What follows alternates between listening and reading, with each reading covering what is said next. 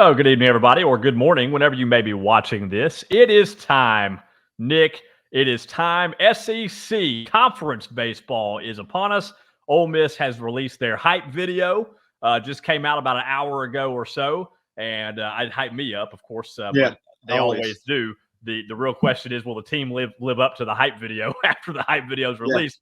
South Carolina is in town, or at least is about to be in town, depending on when they get in, for a 3-game series with Ole Miss to start off conference play. And Nick, I think it's safe to say, as Ole Miss would say on their Twitter account, the real season starts now. Yeah, absolutely. This is, nothing against the teams that we've played up to this point, but this is when the season really starts.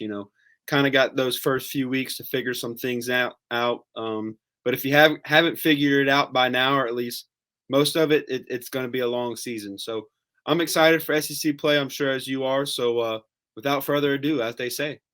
Yeah, and of course, I was excited for conference play last year too. Yeah, And then things did not go so well once Yeah. conference play started. But again, different team, different year. A lot of things have changed since then. Pretty much an entire new offensive roster for Ole Miss this year. Mhm. South Carolina basically losing their 3 weekend starters. I did lose their 3 weekend starters from last year, but they haven't missed a beat so far in the pitching. We'll get into that shortly.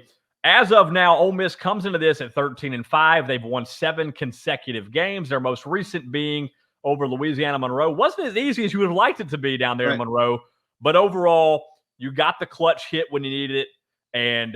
And Riley Maddox, after that first inning where he kind of was a little shaky and there were a couple of shaky plays, he really settled in, had a great game. Yeah, and kind of like we talked about, after that last series against Morehead State, you kind of saw what you wanted to see last night. Not every game is going to be easy, going on the road, midweek game, first midweek game on the road. And, and you're not always going to have your best offensive night every night, best stuff on the mound. So it's good to see, like you said, we got the big hit when we needed it. And we'll talk about it more, but I think that's going to be huge this weekend against the South Carolina pitching staff. That is one of, if not the best in the conference. Yeah, and I mean, again, if it was up to me, I would ban the midweek game on the week of conference baseball starting. I get it. I mean, it's just part of it, but I wish we could just avoid the midweek games the week that conference play starts. Mm-hmm. And you might say, well, what good does that do? You still have midweek games all throughout. Yes, but it kind of gives your pitching that chance to rest and everybody kind of get healthy if they're nursing anything prior to a really big, especially coming off last season. You really want to start well in conference play this week. But that's just not how it works. Again, Andrew Fisher coming through clutch when he needed to, and the bullpen really doing their job in that game. It was a pitcher's duel there for a while after the early innings down in Monroe, but Ole Miss is able to take care of business when they needed to and improve to 13-5. Monroe, meanwhile, drops to 11-6 after that one. Ole Miss getting a little bit of revenge from last year as well when their season effectively, I believe it was the end of the season with Louisiana Monroe. Last year, just kind of everything was just kind of, that was the last midweek game, and it was not a team you wanted to lose to. It'd been that kind of season for Ole Miss. They really reversed that this year, looking good so far. South Carolina is coming in town this weekend, Nick. They are 14-3. They struggled a little bit in the early goings against Georgia State on Tuesday night, but they ended up getting the win. So they have won, I believe, 6 in a row coming into this one. And they are no slouch. And you mentioned it a moment ago, we'll start with their pitching staff because really that is going to be the key in this one. They are number 2 in the conference behind only Texas A&M. Their ERA as a team right now is 2.21. A&M's is 2.01. But anytime your team ERA starts with 2, that's something to be reckoned with.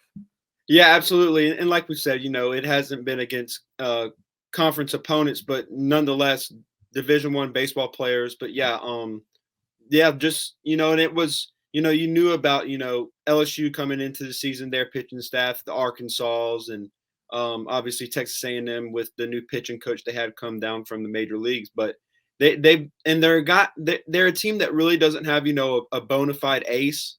They've just kind of got 3 guys and a really good bullpen. Yeah. I think they have 2 guys that have an ERA over 3 right now.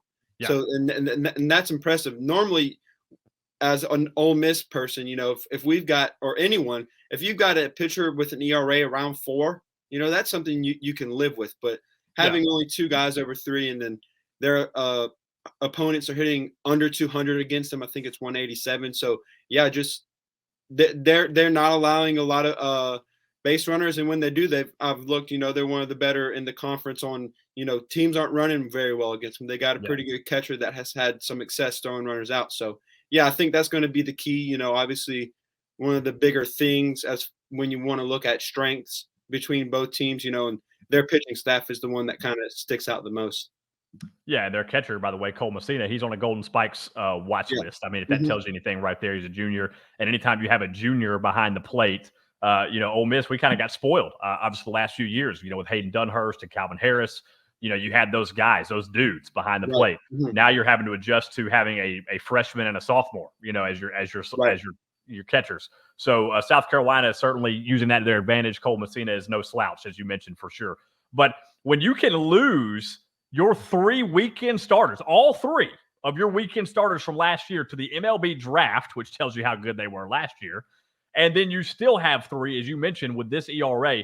I mean, you talked about it. Their staff as a whole, Roman Kimball's ERA is 3.72, and then Sam Simpson's is 9, and Austin Williamson's is 11.5, but they've only pitched like an inning or 2 apiece. So you're not really looking at them much. Yeah, they're not qualified. Everyone else is under 3. There is not a single pitcher qualified other than Kimball, who has been qualified in the stats, as they say, that is over 3. That is unbelievable. And that just tells you that these guys are good. Mark Kingston, the head coach up at South Carolina, doing a heck of a job recruiting pitching. And they're not going to be a pitching staff that Ole Miss wants to mess around with over the weekend. I mean, this is a staff that if they get on a roll, I should say, you're looking at a long weekend. Yeah, for sure. And I think that's when obviously, good, they say, good pitching normally beats good hitting. So it's going to be on our pitching staff. And, we've got some really good starts out of those 3, Dennis, Doyle, and Saunier. They're both, kind of found their niche, I guess you could say. And I think it's going to come down to, obviously we're going to have to play a really good weekend of baseball. But if our bullpen can do what they've done up to this point, I think you kind of like where you are. Our offense and the 2 offenses are very comparable on paper. They're not bad. They're decent, bottom of the SEC, but still good offenses, some good players in those lineups. But I think whoever pitches best is going to have the best chance of winning this one. Yeah, and we'll get into the offense momentarily, obviously. But yeah, it's going to come down to pitching most likely. And if you're just looking at it on paper, obviously South Carolina has the edge. Now, they've only named 2 starters to this point. Their Sunday is to be determined at this time. But their Friday starter for this weekend is going to be Eli Jones, who's pitched 19 1/3. His ERA is just 1.4. He's 2-0. He's given up just 21 hits, but only 3 runs. He struck out 17 and only walked 2. So that's your Friday guy. You're already looking at an ace pretty much right there to this point. And then Dylan Eskew is their named Saturday starter, 2.89 ERA and 18 2/3, just 10 hits, 6 runs. He has struck out 15 and only walked 6. These are 2 guys that don't walk batters, and that is where Ole Miss has been there. That's been their bread and butter all season long to this point. All the walks that they've taken, these 2 South Carolina guys that are named so far, they don't walk anybody. Yeah, and I think as we've seen, this season kind of get turned around from where it started. It was when, Ole Miss batters started walking more, hit by pitches, having better at bats. And yeah, I guess for South Carolina, it must be nice to have that luxury of kind of waiting to see, what happens throughout the weekend, because you've got enough guys you can kind of pick and choose who you want to go with on Sunday. So that must be nice. But and like you said, they don't walk a lot of guys. So yeah, I mean, and we kind of talked about it, with Iowa, where they walked a lot of guys, and if you can get into their bullpen, different situation against South Carolina. But yeah, just especially in the SEC with these high-profile pitchers that you're going to be facing, one after another, you really got to get some patient at bats, and obviously it's got to start early. You can get some base runners early and kind of get that home field advantage. Get Swayze going, which I think will be a huge advantage for Ole Miss. But yeah, you just got to have those good at bats this weekend for sure. Yeah, I mean, and if you look at it, Ole Miss has walked 140 times. South Carolina pitching has only walked 52 total all season long. They've struck out 176. That is just insane. That is an excellent number. Right. If I was going to take a guess on who South Carolina would name as their Sunday starter, I'm going to go with Eddie Copper. I mean, if you're looking at it, he's started 3 games. He's made 4 appearances, 3 of those starts. He's pitched 13 and a third, 1.35 ERA, 13 strikeouts, 4 walks.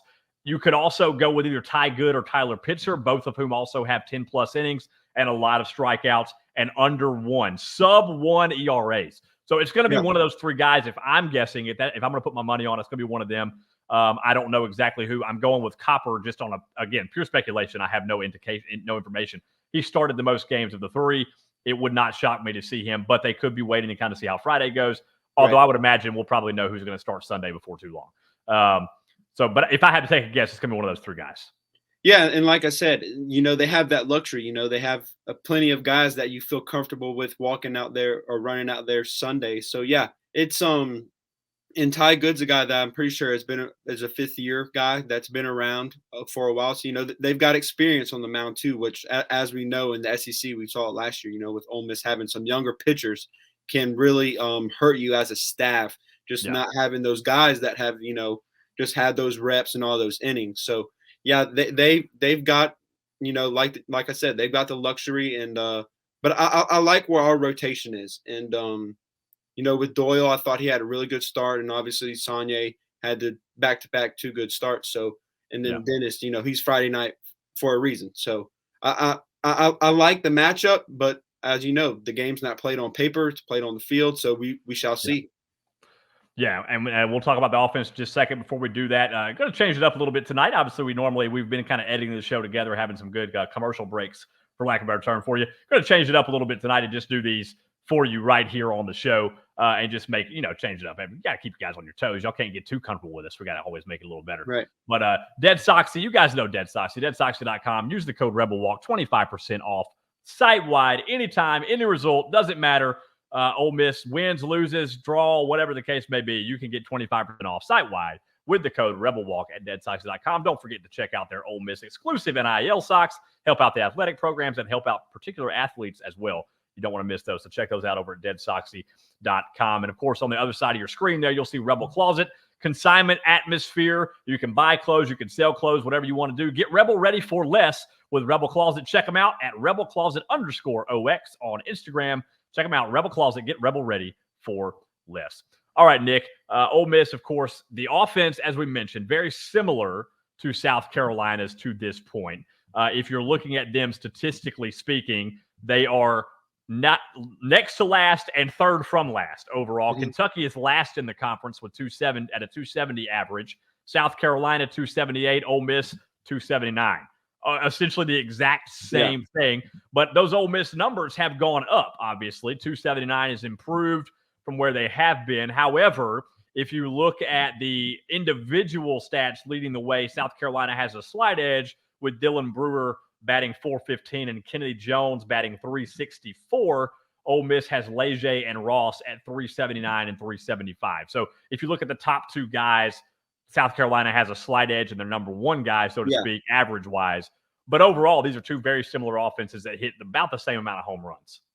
Yeah, and like you said, I was looking earlier throughout the season, have looked, and normally, you find Ole Miss on the stat sheet, whatever it might be, doubles, triples, home runs, slugging percentage, whatever. You see Ole Miss and 1 or 2 teams above, South Carolina's right there, whether they're above or below them. So yeah, and like you said, South Carolina Brewer, he's dangerous, on the base path. I believe he's perfect on stolen bases this year, 15 for 15, I think. So and then you've got other guys that might not have the stats to show, but I know Ethan Petrie for them is number 2 prospect in the 2025 class for the MLB draft. Yeah. So they've got some dudes in that lineup, and like with both of these lineups, the stats might not show it, but if you let them beat you, they will. They're good hitters, and So, and another name you didn't mention, Andrew Fisher. He's been clutch. Getting a big hit when we need it, and I think obviously the stats don't really show how good of a hitter he is. I saw some kind of advanced metrics on him, and he's one of the better hitters in the league. Just kind of from a I guess you could kind of call them money ball stats, kind of just some, not your typical batting average and home runs, RBIs, all that kind of stuff. So, yeah, I think, like I said earlier, I really like where the team is going into the first weekend of SEC play. Yeah, you were Brewer's 5 for 6 on stolen bases. So he does have one attempt to where he's been caught, but then Will Tippett is 5 for 5. The Gamecocks overall 20 of 24. So they do try to steal a lot of bases. You got to watch them. So you just about nailed it there. But the other thing as well, you mentioned Ethan Petrie, of course, he's got 6 homers on the season. That's second on the team behind, we mentioned him earlier, Cole Messina, who leads them in both home runs and RBIs, 7 homers, 19 RBIs. He's only hitting 241. But he's got a lot of pop in that bat. So if you look at it, again, up and down the list, if you look at the number of home runs, South Carolina has hit 24. Ole Miss has hit 29. Ole Miss has 139 RBIs. South Carolina has 131. Total hits on the season, South Carolina with 147. Ole Miss with 159. I mean, these teams have been almost a mirror image of each other if you're looking at grand totals. Now, that being said, South Carolina has played Clemson twice this season, which is, of course, a top 25 team, a very, very solid team, better competition than Ole Miss has played with that particular series. But other than that, if you look at what South Carolina has done, it's been very similar. So it's hard to tell, really, with what these teams are going to bring to the table. But you've got to, I mean, again, what we've seen to get Ole Miss in trouble is the guys that get on base and they're not missing those bats. And that's the top of the order right there with Brewer leading things off, or Dylan Brewer with 415, Kennedy Jones 364. Right underneath him, you've got LaCroix at 339. These are guys that get on base a lot. You've got to miss those bats, plain and simple. Yeah, absolutely. And, we talked about last time, with Sonye, missing bats is one thing, but the confidence that you can, it takes a lot of confidence to do it, but, pitching to the contact and letting the batters get themselves out, I think has been also a big key. But and you look at the strikeout numbers for Ole Miss, they're up there. So, we've got the guys to, go up there and get the big strikeout when you need it. Yes. But and I think whenever you talk about the two offenses, I think kind of same thing for South Carolina as Ole Miss. You kind of got that bottom of the lineup that kind of has some guys that you really don't know, what they're going to do because they're just either newcomers, freshmen, or whatever it may be. But kind of, it might be a difference maker if, you have a good weekend from your 7-0 hitter. So, it's one of those weekends where, you know what you got up top at the lineup, but you might not know exactly what you're going to get night in and night out from the bottom half. Yeah. Well, and again, very similar to both teams there. But what we saw with for instance, with Riley Maddox, even on Tuesday night, early in that game, he was not missing any barrels. That's what you've got to do against the South Carolina team. If you can miss those barrels, particularly the big barrels, and you obviously would like to see quality starts out of all of your starters. And I mean, that's kind of the name of the game. Obviously, we talked about the pitching earlier for South Carolina. Ole Miss, of course, going with the same rotation with Dennis on Friday, Doyle on Saturday, Sonye on Sunday. So you know what you're going to see from Ole Miss pitching. You already know.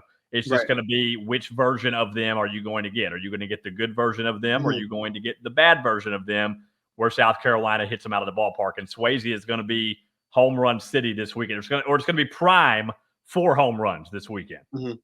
Yeah, I agree. Just because, like you said, I'm not sure what the weather is, but as it starts to warm up, balls are going to start flying out there a little bit better than they have so far this year. But and obviously, hopefully, there's beer flying in the air when they're hit, not the other, hear a pin drop. So, just excited for another weekend, and I think, like I said, I don't think you could want to be undefeated, but reality is, I'm not sure how many undefeated teams are all left in the country. There's probably not many, but just ready for a good weekend in Oxford. Yeah, I mean that's what we're hoping for. Obviously, that's what we hope for every week.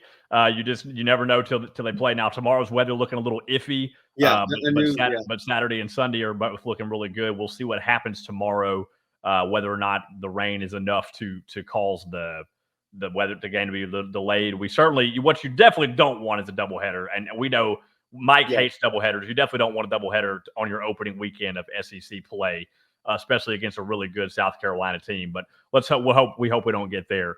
But we'll see what happens. Real quick, our other two sponsors I want to tell you guys about. As you've heard us, we're welcoming them on board this year. You've heard us talk a lot about them now. Phoenix Embroidery, Brown Insurance. Phoenix Embroidery, your screen printing needs, your embroidery needs, super professional, super nice. You're not going to want to go anywhere else but John Eakes and Phoenix Embroidery Company. Check him out for all of your screen printing and embroidery needs. And then, of course, for your local insurance agent, why not go to Brown Insurance Agency, browninsurance.biz. Your home insurance, your auto insurance, your life insurance, business, whatever you need, health insurance, they've got you covered. Check them out, browninsurance.biz, Brown Insurance Agency. Friday's game, as of now, weather permitting, will be at 6:30 tomorrow night. And then Saturday's game after that will be, and I had it pulled up, and now I am just, I decided to. Saturday, I think Saturday's at 1. I believe it's at 1, and I just, brain freeze there, just to complete, but 1 o'clock, I believe it is. I'll find it here in just a second. And of course, tomorrow night's game, by the way, is going to be the first nationally televised game of the season for Ole Miss. It's going to be on the SEC Network, not the SEC Network Plus. So be sure and check that out. If you haven't been able to stream one yet, now is your chance. You are correct. 1 o'clock on Saturday, 1:30 on Sunday. I wanted to make sure I had those right because I knew one of them was 1 and one of them was 1:30. Wanted to make sure I had them both correct for you. Saturday's game will also be on the SEC Network. I apologize. Tomorrow's game is SEC Network Plus. Saturday's is nationally televised on the SEC Network, and then Sunday back on the SEC Network Plus. So my apologies for that as well. But either way, you will get the chance to see Ole Miss on national TV this weekend for the first time. Again, that's the 1 o'clock game on Saturday. South Carolina owns the all-time series lead in this series, 39-28 in 67 meetings. And Ole Miss lost 2 out of 3 the last time these two met, which, of course, was last year at Founders Park in South Carolina, where the Gamecocks took 2 out of 3 in that series. Nick, if you had to make, I guess, if you had to go on your gut here and just think about what you think is going to happen this weekend, based on what we've seen this season from Ole Miss, do you have any kind of feeling of whether or not Ole Miss is going to come out and be competitive in this first SEC series? Oh, yeah, I think they'll definitely be competitive. I think that what it's going to end up coming down to is,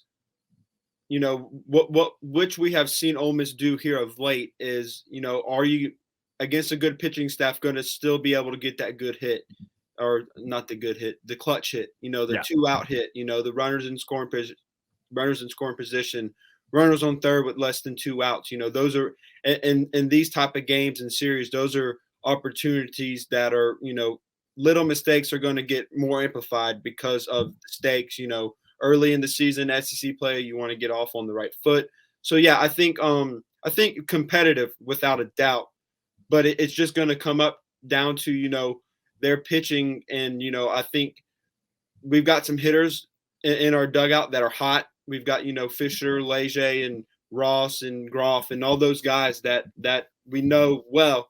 But I think it's who else, who else is going to step up and get a big hit, because you can't send Ethan Leger up to bat every time. So, there's got to be other guys in that lineup that can get it done as well. That is correct. And I am going to let you guys know now what is the rest of this is a big weekend, obviously. If you're looking at if you're looking at SEC baseball, this is the weekend for you. There are some big series big ones this weekend. Obviously, Ole Miss of South Carolina is obviously the one that we are keeping our eyes on. But Texas A&M, the only undefeated team left in the conference, is taking on Florida this weekend. So that's a big, big series. Then Mississippi State will be taking on LSU this weekend. So a big opening series for the Bulldogs. Tennessee and Alabama, a couple of ranked teams. Arkansas gets kind of you might call it a bye weekend. They play Missouri to open up their weekend, their SEC schedule. And then Kentucky and Georgia. So they'll be getting things going. Auburn and Vandy, another big one. So some big matchups this weekend across the SEC. Brutal conference. We talked about it last week. This conference beats itself up. There's a reason that the SEC wins so many national championships in baseball, and it's because of the quality of competition that you play weekend in and weekend out. And boy, the opening weekend feels like one of the last weekends of the year this year for SEC baseball. Yeah, for sure. I think that Texas A&M and Florida series really sticks out to me. Obviously with the A&M arms, and then I think one outside of Ole Miss, as far as favorite players go, I really enjoy watching Jack Caglione not only pitch but hit. He's one of those guys. The two-way player. The Shohei Ohtani of college baseball, they call him. So he's always fun to watch. And then obviously, like I said, the A&M pitching staff is just it's almost like at some point they're gonna have to have a blip and come back down to earth because they've just been insane this year. Well, real quick update with 2 minutes and 13 seconds left to play in Ole Miss's opening round SEC tournament basketball game. They have come roaring back. It's a 3-point game, 61-58, with 2:13 to play. Chris Beard trying to extend that season for one more game. Ole Miss, of course, very much on the outside looking in of the NCAA tournament right now. They need to win tonight and probably a couple of more if they want a chance to go dancing in the big dance this year. 3-point game. They trail Texas A&M, who just blew them out just a few nights ago on senior night in Oxford. They're getting a rematch here in the opening round of the SEC tournament. Rebels trail by 3 with a couple of minutes left to go in that game. So hopefully they'll be able to pull that one out and maybe get another opportunity here in the SEC tournament. We've seen stranger things happen, but you got to win that first game to win anymore. Tomorrow night, 6:30 p.m., Ole Miss going against South Carolina. SEC baseball's here. I'm so excited. Oh, and things don't get any easier, by the way, in the midweek with Southern Miss as the next midweek game. We'll talk about that on Monday in our weekend recap as well. So stay tuned for that. He is at Nick Filipich 11. I am at Austin on Air 1021. Stay tuned to the Rebel Walk for all of your updates all season long, all weekend long. I'll have a preview article coming out for you here later on as well, probably first thing in the morning. You'll be able to read that as well about this series, maybe a little bit more detail than we had time to get into tonight.